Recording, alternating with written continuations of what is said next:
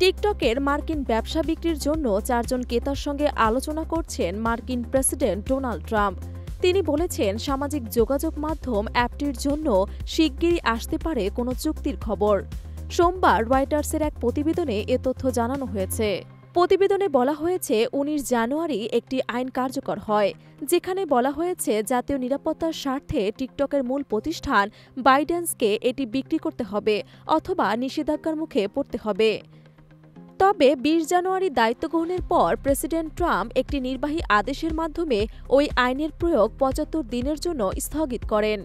রবিবার এয়ারফোর্স ওয়ানে সাংবাদিকদের এক প্রশ্নের জবাবে ট্রাম্প বলেন, আমরা 4টি ভিন্ন গ্রুপের সঙ্গে আলোচনা করছি এবং অনেকেই এটি কিনতে চায়। প্রতিটি গ্রুপই যথেষ্ট ভালো। এ বিষয়ে টিকটক ও বাইডেন্স তাৎক্ষণিকভাবে রয়টার্সের কাছে কোনো রকম মন্তব্য করেননি। টিকটকের বর্তমান পরিস্থিতিতে বেশ কয়েকজন সম্ভাব্য ক্রেতার আগ্রহ সৃষ্টি হয়েছে। এর মধ্যে অন্যতম হল সাবেক লস এঞ্জেলেস ডজার্স মালিক ফ্রাঙ্ক ম্যাককোর্ড। বিশেষজ্ঞদের মতে দ্রুত বর্ধনশীল এই ব্যবসার জন্য $50 মিলিয়ন পর্যন্ত হতে পারে। টিকটকের ভবিষ্যৎ নিয়ে যুক্তরাষ্ট্রের অবস্থান স্পষ্ট হলেও চূড়ান্ত সিদ্ধান্ত কী হবে তা এখনও অনিশ্চিত। চীনা প্রতিষ্ঠান বাইডেন্সের জন্য একটি গুরুত্বপূর্ণ মুহূর্ত, কেননা এটি বিক্রির বাধ্যবাধকতার মুখে রয়েছে। আগামী কয়েক সপ্তাহের মধ্যে বিষয়টি কিভাবে এগোয় সেটি দেখার বিষয়।